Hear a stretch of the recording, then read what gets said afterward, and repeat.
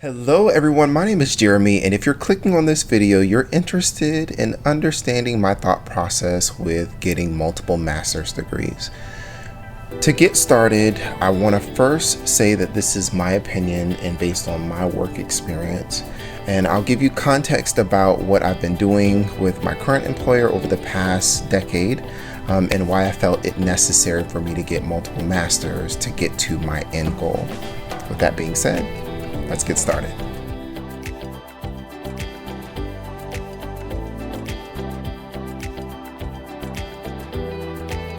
So context first. I have been working with my current employer for 10 going on 11 years. I have about 8 years experience in some type of leadership or individual contributor role where I am influencing other people's decisions.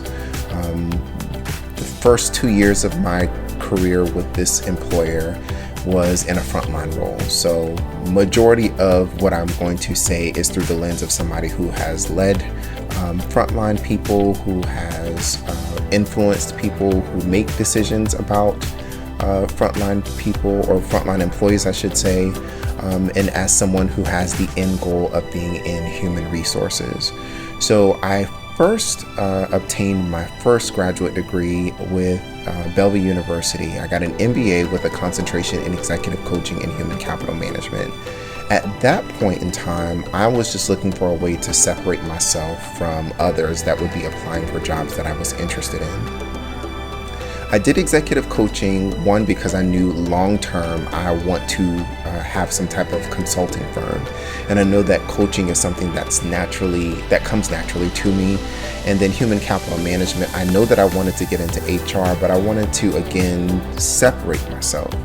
So with my MBA, what I found was I learned how companies work, from the idea of bringing a product or service to market to creating a vision, mission, strategic objectives, and then allowing that to flow into key performance indicators, strategies, projects, responsibilities, and people being placed in the positions that they need to make all of that happen. I also learned about the importance of when you have a project or when you have a process, making sure that what your end goal is very clear, and that when there are defects in your processes or people are not communicating the way that they should be, that you really got to get to the heart of it to ensure that you get the goal that you want. If not, then your budget's going to be blown, things are not going to be delivered on time, and things are just not going to be the way that you want, and thus the strategic objectives that you set won't be met, and thus you can't fulfill your mission, and thus you won't fulfill your vision, and then of course your shareholders will not be happy, especially your board of directors. I would say after I got my MBA, I started to have intentional conversations about what my career looked like long term, which is why I decided that HR was the right fit for me. I knew that I was going to get a second master's because at the time of completing my MBA and knowing that I wanted to get a doctorate degree, I was not confident in my abilities at that time to go take doctorate level classes. So my first decision was a Master of Science in Industrial and Organizational Psychology. With tuition assistance, I knew that I would end up paying more than just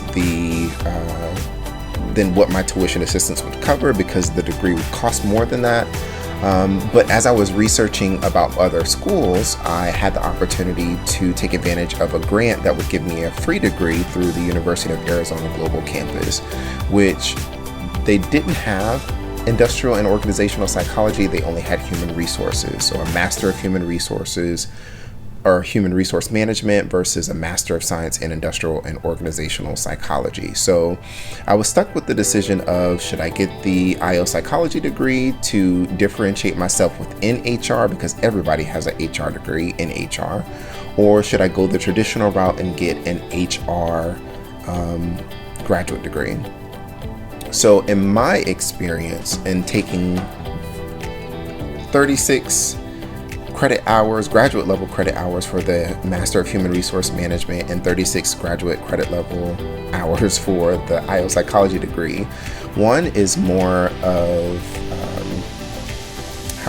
law and policy and making decisions about the employee experience, which would be the HR degree, and ensuring that the people assets of the company are strategically positioned and have all of the knowledge, skills, and abilities to do their jobs well and are motivated to do their jobs well through compensation, compared to the master or the IO Psychology degree, which talks about the softer things and maybe more of finding correlations and being able to predict certain outcomes. So in other words, the Master of Human Resource Management says, based on where the business wants to go, these are the types of people that we need. These are the laws that we need to comply with. These are the things that we need to train them on, and this is how we hold them accountable performance-wise and motivate them through compensation. IO Psychology says, okay, well, let's look at the people assets as people, knowing that they are emotional, they make decisions based on multiple things that are going on in their life at the same time. They interact with other people and they might do some crazy things. So it's really looking at why do people do the things that they do at work, and really being able to predict behaviors based on correlations or statistics and thus correlations and other things, I should say, because it's a lot more complicated.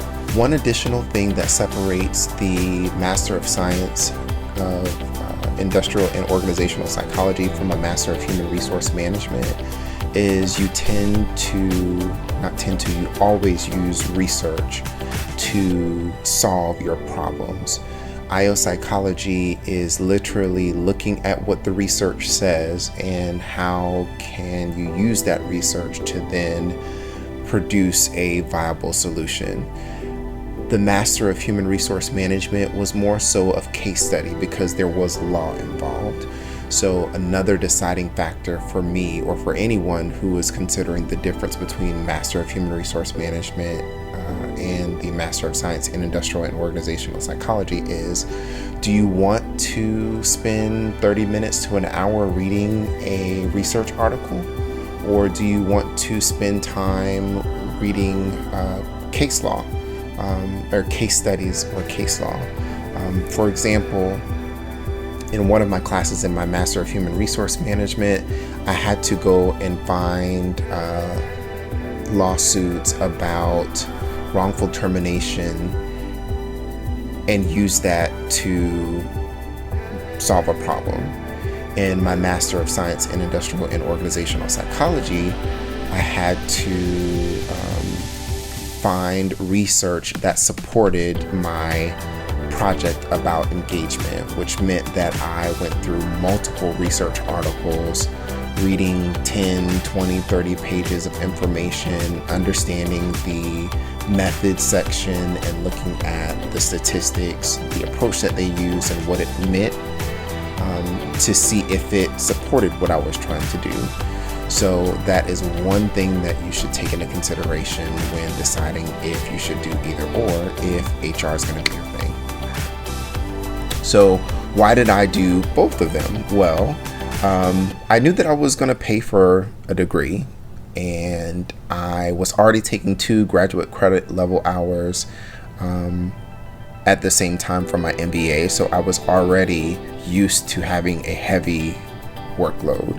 So I concurrently rolled for my Master of Human Resource Management, which was 1 class at a time, with the Master of Science in IO Psychology, which was 1 class at a time.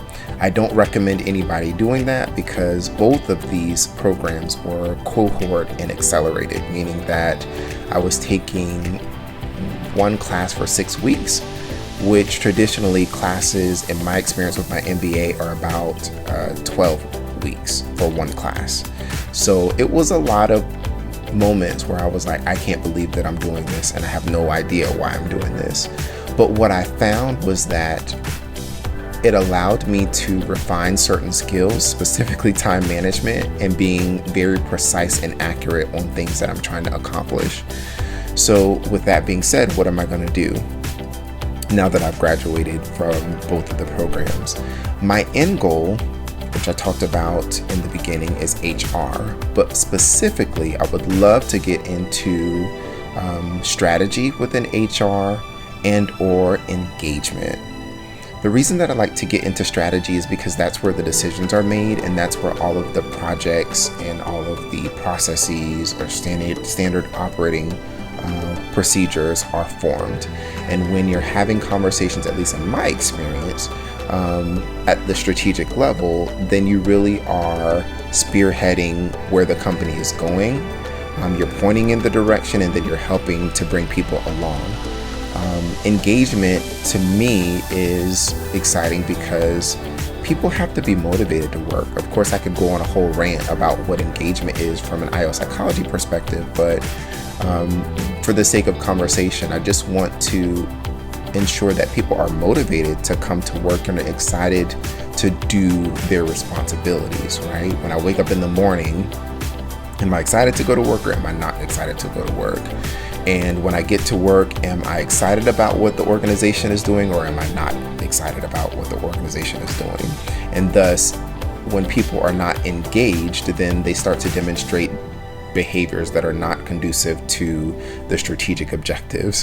And thus, you have to find ways to motivate people to get them engaged so that way they perform at the levels that are expected.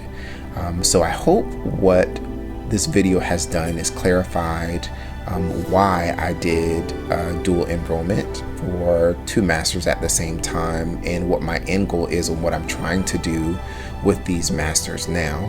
I will say that it is super important that you always have somebody who can be your cheerleader behind closed doors.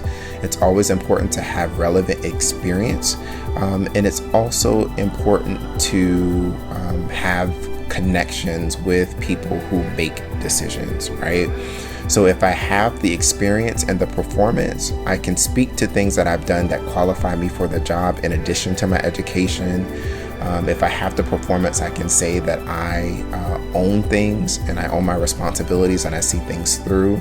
If I have the connections, then I can ask questions prior to my interview that will show that I'm committed to getting the job done and I already have an idea of what's happening and how I can contribute. And if you have someone who is your cheerleader behind closed doors, then sometimes they can make decisions or influence decisions when you aren't aware that those decisions are being influenced. So hopefully within the next 6 months or so, by February of next year, I hope to come back and say that I am in the HR space in some type of strategic role and or engagement role. If not, at least a stepping stone to getting there, which I could foresee as maybe an HRBP, hopefully, or some type of data analytics or operations role as a stepping stone to getting there. I do recognize that there is certain qualities that I have that would suggest that I'm a fairly good leader, a people leader, but I want to make sure that I have the capacity to lead people, because that's not always something that's easy to do, and it's something that can be draining, and sometimes you just don't want to do it. So having those honest conversations with myself about what I truly want to do and how I can be of service to people while in corporate America. A benefit to having multiple masters is that you gain multiple lenses to look through or look at a problem. So if I am presented a problem with my MBA, I look at it one way. With my Master of Human Resource Management degree, I look at it a second way. And with my Master of Science in Industrial and Organizational Psychology, I look at it a different way. And when I stack all of those together, then it allows me to approach situations in a unique way that maybe others may not be able to do unless they have a vast amount of experience or relevant or similar education that would help them to make those informed decisions. An example of that is when I was asked to stand up a community of practice for project management. So from my MBA, I am familiar with project management and what that is. I'm also PMP certified. And when I started to piece together what that community of practice looked like, I tapped into my other degrees. My Master of Human Resource Management said, okay, well, how can we scale this and turn it into a training program that would ensure that we're training people the way that we want them to?